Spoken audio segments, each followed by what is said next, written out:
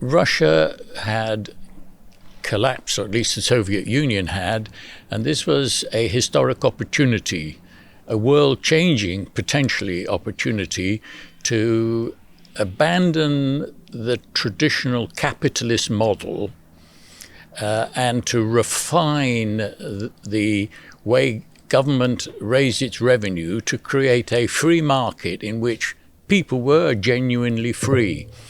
Because coming out of the Soviet Union, all the natural resources were in public ownership, and I reasoned that if they retained those natural resources in public ownership, collected the rents, then they wouldn't have to introduce the Western-style tax regime on people's earned incomes. Here was a golden opportunity to create heaven on earth, as close as we can get to heaven on earth. Yes. So, yes, I spent 10 years traveling backwards and forwards, consulting, organizing conferences in the parliament, the Duma. We worked with their topmost academician economists in the Russian Academy of Sciences who subscribed to the idea that there would be a way for Russia to organize the distribution of income so that what people earned, they kept. Yeah.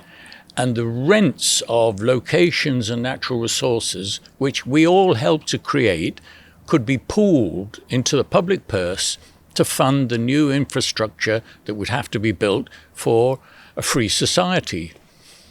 The golden opportunity, once in history, never mind lifetime, but in history. And so, yes, my colleagues came from all over the world, and we held consultations and conferences, and we did everything humanly possible to explain to the few people who were at the center of power that this was a historic opportunity. There was one problem. The IMF and Washington, D.C., Brussels, and London had a different idea. Right. They wanted to reproduce in Russia the model that we have in the West. They succeeded and we failed.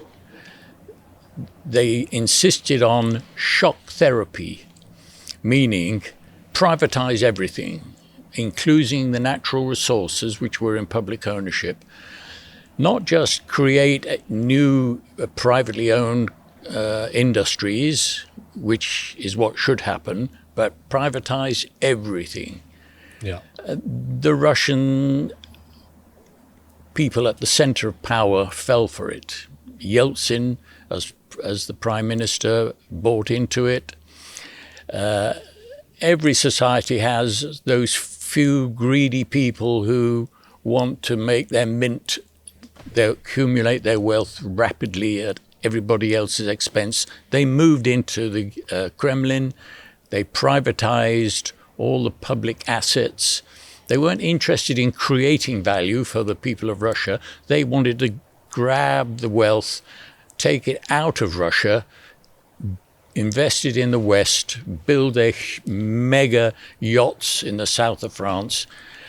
The result was the appointment of Putin, the KGB boss, to oversee that rotten system. And the rest is history. And the people of Ukraine are paying the price today. Thank you for watching this clip from the Meeting People podcast. To watch the full episode, visit the description or click on this link.